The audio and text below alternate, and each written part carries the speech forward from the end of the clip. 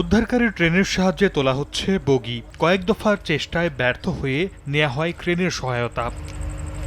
রোববার নীলফামারী থেকে ছেড়ে আসা চিলাহাটি এক্সপ্রেস ট্রেনটি গাজীপুর ও মৌচাকের মাঝামাঝি এলাকায় পৌঁছালে হঠাৎ লাইনচ্যুত হয়। তাৎক্ষণিকভাবে যাত্রীরা শিকল টেনে ট্রেনটির গতি রোধ করে। বড় কোনো দুর্ঘটনা না হলেও 4টি বগি লাইনচ্যুত হওয়ার পাশাপাশি ক্ষতিগ্রস্ত হয় প্রায় 1 কিলোমিটার রেলপথ।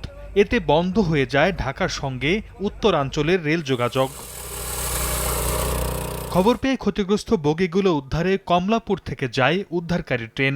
একদিকে চলে উদ্ধার কাজ, অন্যদিকে চলে রেল লাইন মেরামত। লাইন বন্ধ থাকায় ঢাকা থেকে উত্তরগামী কোনো ট্রেনই কমলাপুর ছেড়ে যায়নি, প্রবেশ করতেও পারেনি কোনো ট্রেন। শিডিউল বিপর্যয় দেখা দেয়ায় ভোগান্তিতে পড়েছেন যাত্রীরা। বলতেছে আসবে, বিলম্বে হবে, এখন কখন যে হবে এটা এখনো বলে না। আমরা এই জায়গায় প্রায় 2 ঘন্টার উপরে দাঁড়ানো, আমাদেরকে কাউন্টার থেকে কোনো কিছু বলে না। অনেক কোনটা দাঁড়ায় আছে, টিকিট দেখানো কেবল একটা একটা করে ব্যাগ দিতেছে। আসছি এত দূর থেকে, এখন আইসা মনে করেন যে একটা যাবো, এখন যাওয়া হইতেছে না। এটা কেমন একটা হেনস্থা না?